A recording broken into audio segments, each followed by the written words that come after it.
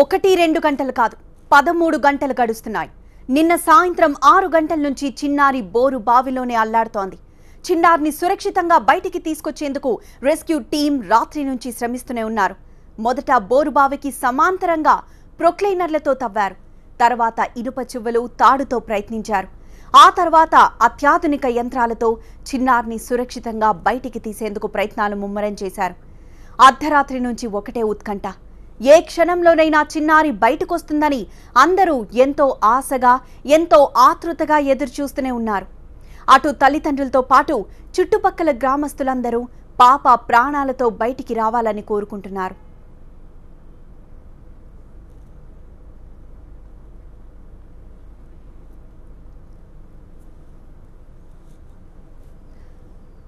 సంఘటనా స్థలం దగ్గర ఎలా సహాయక చర్యలు కొనసాగుతున్నాయో మా ప్రతినిధి దేవి వివరిస్తారు. దేవి, కదలికలను గమనిస్తున్నారా? పాప ఏడవడం గానీ మళ్ళీ తిరిగి చేయి ఊపడం గానీ ఏమైనా జరుగుతుందా?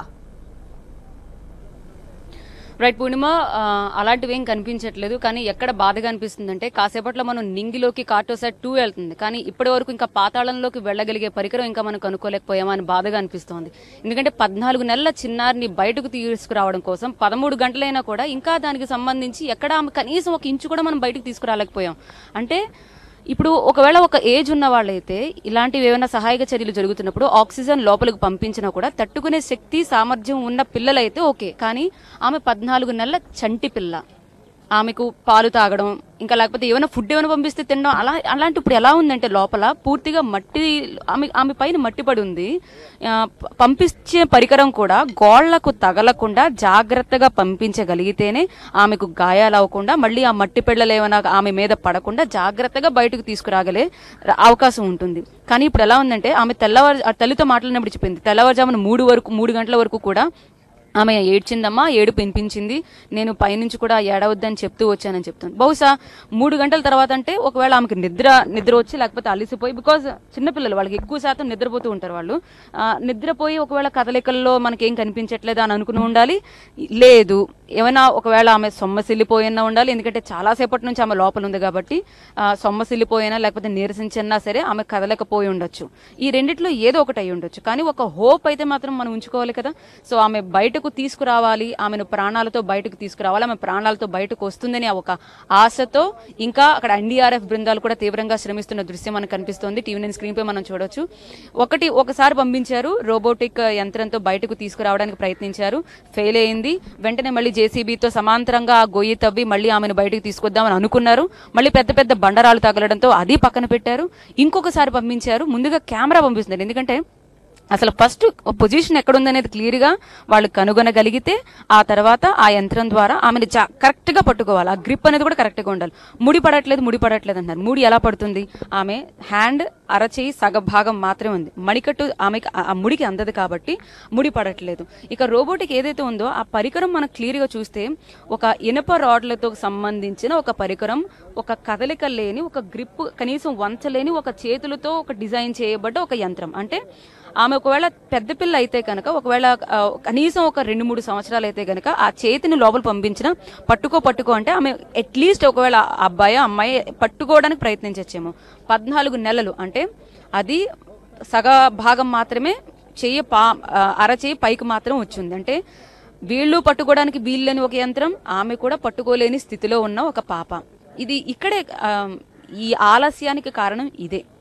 ఒక పక్క సమాంతరంగా తవ్వుదామని జేసీబీలతో ప్రయత్నించారు, బండరాలు రావడంతో వదిలేశారు. అంటే ఒకవేళ రాత్రి నుంచి అది కనీసం తవ్వుకుంటూ వెళ్ళినా ఈ పాటికి సమాంతరంగా తవ్వుండేవారు. అంటే ఇక డెసిషన్ కూడా ఒక పక్క అదే అంటున్నారు, ఒక పక్కన ఇది అంటున్నారు. అంటే వాళ్ళకి డెసిషన్ కూడా ఒక కరెక్ట్గా ఏదైనా ఫిక్స్ అయ్యి ఒకవేళ ఇల్లుంటే ఈ ఆలస్యం కూడా జరగపోయి ఉండేదేమో. కానీ అక్కడ వాళ్ళని మనం తప్పుపడడానికి మనం చేయలేము, ఎందుకంటే వాళ్ళు చాలా ప్రయత్నిస్తున్నారు. ఒక అడుగు మాత్రమే ఉంది. ఆ గొయ్యి చూస్తుంటే క్లియర్గా, అంటే ఇలా ప్రత్యక్షంగా చూస్తుంటే అనిపిస్తోంది ఒక అడుగు గ్యాప్ లో ఒక మనిషి కూడా వెళ్ళలేరు. అంటే ఒకవేళ సన్నగా ఉన్న మనిషిని ఒకవేళ లోపల పంపించినా ఆమె చేతిని బయటకు తీసుకురాగలే అవకాశం ఉంటుంది. కానీ అడుగు సైజులో ఉంది అది. అంటే ఏమైనా ఒక చిన్నపాటి రోబోటిక్, ఏమైనా ఒక రోబో ఉన్న లోపలికి వెళ్ళగలిగేదేమో అనిపిస్తుంది. అందుకే అంటుంది మనం ఇలాంటివి తరచు ఇంతకుముందు కూడా చాలా జరిగాయి. ఇలాంటివి మనం చూస్తున్నప్పుడల్లా ఎన్నో యంత్రాలు, పరికరాలు, సాంకేతిక పరిజ్ఞానం విదేశాల నుంచి మనం దిగుమతి చేసుకునే ఇలాంటివి జరుగుతున్నప్పుడు ఏమైనా ఒక కొత్తగా ఏమైనా దిగుమతి చేసుకుని ఉంటే ఏమై ఉండేదని ఒక ప్రశ్న అయితే సామాన్య ప్రజలకు వస్తుంది, చూసే ప్రతి ఒక్కరికి వస్తుంది. మనం ఈ రోజు అంతరిక్షంలోకి వెళ్తున్నాం, ఉపగ్రహాల వైపు వెళ్తున్నాం. ఫారెన్ లో, విదేశాల్లో ఒక లోపలికి వెళ్ళడానికి చాలా ఫాస్ట్ గా వెళ్ళగలిగే ఎక్విప్మెంట్స్ అందుబాటులో ఉన్నాయి. మనం చాలా సోషల్ మీడియాలో కూడా చూస్తున్నాం. బట్ ఇప్పటికీ మనం పాత పద్ధతుల్ని ఎందుకు పాటిస్తున్నాం? జేసీబీల సాయంతో సమాంతరంగా తవ్వుకుంటూ వెళ్ళడం అనేది ఎంత ఆలస్యం, ఎన్ని రోజుల సమయం పడుతోంది? అన్ని రోజులు లోపల ఊపిరి నిలుపుకుంటూ ఆ ప్రాణం ఉండగలదా? ఇంకా నయం, ఒకవేళ రివర్స్ లో పడి ఉంటే ఇంకా అసలు ఎంత భయంగా ఉండేది. ఇంకా అమ్మాయి అదృష్టం కొద్దీ అలా అంటే నిల్చున్న వ్యక్తి అలా నిల్చున్నట్టుగా పడింది కాబట్టి, చేతి భాగం పైకుంది, తల భాగం పైకుంది కాబట్టి ఇంకా ఆశని మనం ఉంచుకున్నాం. లేకపోతే అసలు తల్లిదండ్రులని ఎంత ఓదార్చినా ఆ భయం అనేది వెంటాడుతుంది. ఇప్పుడు అదే అనిపిస్తుంది. ఎందుకంటే 2-3 గంటలు 4 గంటలు చూస్తూ వచ్చారు. ఇప్పుడు 13 గంటలు దాటిపోయింది, ఆ పాప కదలట్లేదు. ఆ భయం అనేది ఉంటుంది. కానీ అంటే బయటకు తీసుకొచ్చిన తర్వాత కొన ఊపిరితో ఉన్నా కూడా మనం బతికించేస్తాం. అందుకనే ఆమె నిద్రపోయి ఉండొచ్చా, లేకపోతే సొమ్మసిల్లి పడిపోయి ఉండొచ్చు, ఊపిరి అనేది మాత్రం అందుతూ ఉంటే మాత్రం ఆమెను మళ్ళీ మనం చక్కగా ఆడుతూ పాడుతూ తిరిగే అమ్మాయిగా మనం మార్చుకోగలం. అందుకే ప్రస్తుతం ప్రయత్నిస్తున్నారు. లోపలికి ఆక్సిజన్ పంపిస్తున్నారు, మళ్ళీ ఇంకొక కెమెరా పంపించారు, మళ్ళీ ప్రయత్నిస్తున్నారు. ఎన్డీఆర్ఎఫ్ బృందాలు చాలా సామర్థ్యం గల బృందాలు, మనం దేశం చాలా గర్వపడే బృందాలు ఇవి. ఎవరినైనా సరే రక్షించే సామర్థ్యం ఉన్న బృందాలు కాబట్టి ఈరోజు వాళ్ళపై మనకంత నమ్మకం ఉంది. సో ప్రజెంట్ మనం చూస్తున్నాం, లోపలికి పంపిస్తున్నారు, బయటకు తీసుకొచ్చే ప్రయత్నాలు ఎంత తీవ్రంగా జరుగుతున్నాయో మనం స్క్రీన్ పైన చూస్తున్నాం. పూర్ణిమ, అక్కడ రైట్ దేవి, సహాయక చర్యలు కొనసాగుతున్నాయి. పాపను క్షేమంగా బయటికి తీసేందుకు అన్ని ప్రయత్నాలు చేస్తున్నాయి సహాయక బృందాలు. పాపని ఒడిసి పట్టుకొని క్షేమంగా బయటికి తీసేందుకు అహర్నిశలు శ్రమిస్తున్నారు ఎన్డీఆర్ఎఫ్ బృందాలు. పాపని 40 అడుగుల దూరంలో పడిపోయిన పాపని ప్రస్తుతం 20 అడుగుల పై వరకు లాగగలిగారు. ఇంకా అక్కడి నుండి పాపని తిరిగి బయటికి క్షేమంగా తీసుకొచ్చేందుకు బృందాలు ప్రయత్నిస్తున్నాయి. 13 గంటలైంది. 13 గంటల పాటు పాప ఆ బోరు బావిలో పడిపోయి ఆ బాధ వర్ణనాతీతం. పసిప్రాణం అల్లాడుతోంది.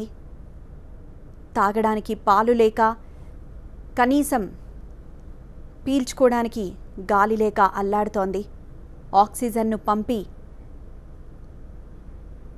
అలానే కెమెరాలు పెట్టి పాప కదలికలను గమనిస్తున్నారు ఎన్డీఆర్ఎఫ్ బృందాలు. పాప చెయ్యి సగభాగం అంటే అరచెయ్యి, అలానే కొంతమేర తలభాగం మాత్రమే కనిపిస్తోందని నిపుణులు అంటున్నారు. అందుకే సహాయక చర్యలకు ఆటంకం కలుగుతోంది. తమ పద్ధతిలో బయటికి తీసేందుకు ప్రయత్నిస్తున్నా వీలు కావడం లేదని అక్కడి ఎన్డీఆర్ఎఫ్ బృందాలు అంటున్నాయి. తాడు సాయంతో తీసేందుకు ప్రయత్నిస్తున్నారు. తాడు కనుక అట్లీస్ట్ చేతికి తగిలితే పైకి లాగుదామని ఎంతో ప్రయత్నిస్తున్నాయి ఎన్డీఆర్ఎఫ్ బృందాలు. అలానే రోబోటిక్ హ్యాండ్ సాయంతో కూడా రక్షించేందుకు ప్రయత్నాలు జరుగుతున్నాయి. చుట్టుపక్కల స్థానికులందరూ వచ్చి పాప క్షేమంగా బయటికి రావాలి, తిరిగి ఆడుకోవాలని కోరుకుంటున్నారు. ప్రతి తల్లి హృదయం, ప్రతి తండ్రి మనసు ఆ పాప క్షేమంగా రావాలని కోరుకుంటోంది. బోరుబావి, నోళ్లు తెరిచున్న బోరుబావులు ఎంతోమంది చిన్నారుల ప్రాణాల్ని మింగేశాయి. ఎంతోమంది చిన్నారులు ప్రమాదకర స్థితిలో కొంతలో బయటపడ్డారు. అయినా ఏ మాత్రం చలనం లేదు. బోరుబావులు నీ మూసివేయకుండా అలానే ఓపెన్గా వదిలేస్తున్న సంఘటనలు ఒక్కొక్కటిగా బయటకు వస్తూనే ఉన్నాయి. దీనిపై యుద్ధం ప్రకటించినా, ఎంత అవగాహన కార్యక్రమాలు చేపట్టినా ఈ పరిస్థితుల్లో మాత్రం మార్పు రావడం లేదు. ఇలాంటి చిన్నారులు ఎంతోమంది బోరుబావిలో పడిపోతూనే ఉన్నారు. సహాయక చర్యలపై నమ్మకం పెట్టుకోకుండా ఇప్పటికైనా బోరుబావుల్ని మూసివేయాలి. ఇలాంటి చిన్నారుల ప్రాణాల్ని కాపాడాలి.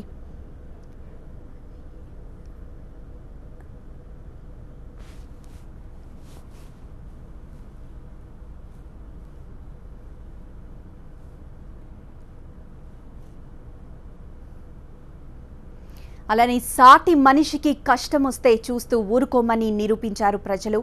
పాప బోరుబావిలో పడిన నిమిషాల్లోనే అందరూ కదిలొచ్చారు, వేగంగా స్పందించారు. స్థానికుల దగ్గర నుంచి ప్రజా ప్రతినిధులు, అధికారుల వరకు అందరూ హుటాహుటిన సంఘటనా స్థలానికి చేరుకొని సహాయక చర్యల్లో పాల్గొన్నారు.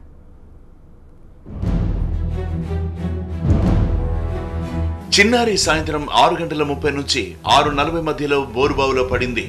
వెంటనే స్థానికులు అధికారులకు సమాచారం అందించారు. తర్వాత స్థానికులంతా కలిసి పాపను రక్షించే ప్రయత్నాలు చేశారు.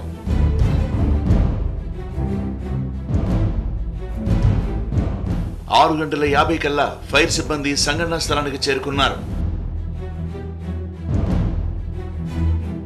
7:10 స్థానిక అధికారులు వచ్చారు. 7:40కి 2 జేసీబీలు వచ్చాయి. 7:50కి మంత్రి మహేందర్ రెడ్డి, 7:55కి కలెక్టర్ వచ్చారు. రాత్రి 8 గంటలకు ఆపరేషన్ స్టార్ట్ అయింది. బోరుబావికి సమాంతరంగా తవ్వడం మొదలైంది. 8:30కి ఎన్డీఆర్ఎఫ్ బృందం వచ్చింది. 9:30 అంబులెన్స్, డాక్టర్లు వచ్చారు. బోరుబావిలో ఆక్సిజన్లు పంపడం స్టార్ట్ చేశారు. ఇక అర్ధరాత్రి 1:30 డ్రిల్లింగ్ ఆపేశారు. 2 గంటలకు ప్రత్యేక యంత్రం ఆధారంగా చిన్నారిని క్షేమంగా బయటకు తీసుకొచ్చే ప్రయత్నాలు ప్రారంభమయ్యాయి.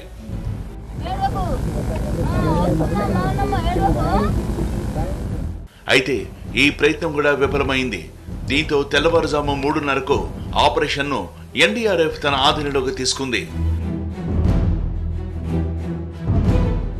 రోబోటిక్ యంత్రం సాయంతో పాపను బయటికి తీసేందుకు ఎన్డీఆర్ఎఫ్ సిబ్బంది తీవ్రంగా ప్రయత్నిస్తున్నారు.